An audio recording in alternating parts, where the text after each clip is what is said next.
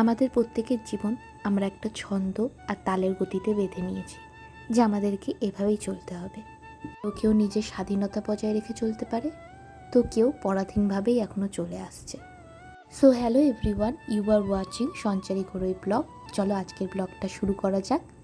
আজকের এই কথাটা কেন বললাম তোমাদের সাথে একটু শেয়ারই করি। আমরা মেয়েরা এক বাড়ি থেকে আরেক বাড়িতে আসি। বাপের বাড়ি বা মায়ের বাড়িতে আমাদের জীবনের গতি বা ছন্দ একদমই আলাদা থাকে। শ্বশুর বাড়িতে এসে নানান রকমের বোঝাপড়া, নানান রকমের মনোমালিন্য, ভালো মন্দ ভুল ত্রুটি সবটা নিয়েই চলতে হয়। বললাম আমাদের জীবনটা একটা ছন্দ আর গতিতেই চলে। আজকের ব্লগ নিয়ে একটু বলি।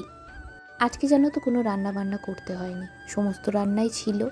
ঘর দোরের কিছু কাজকর্ম, গাছ লাগানো, জানলার জায়গাটা পরিষ্কার করা, এগুলো করেছি।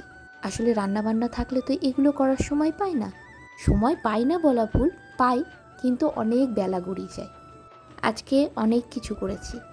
এবার এই অনেক কিছুটা কিভাবে ব্যাখ্যা দিব, ওই সংসারের অনেক কাজই করেছি। আর এই যে ঘটি বাটিগুলো ঠাকুরের পরিষ্কার করে মাজছিলাম।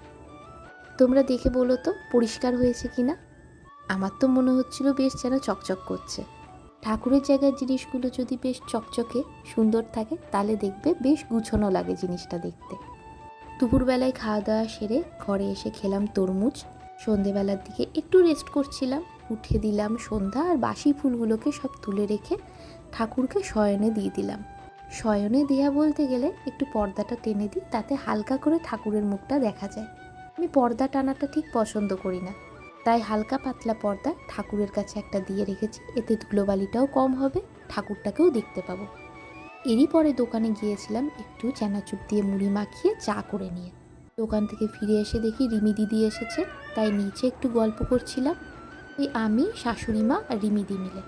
চলো আজকের ভিডিও এইটুকুনি, দেখা হচ্ছে নেক্সট ব্লগে।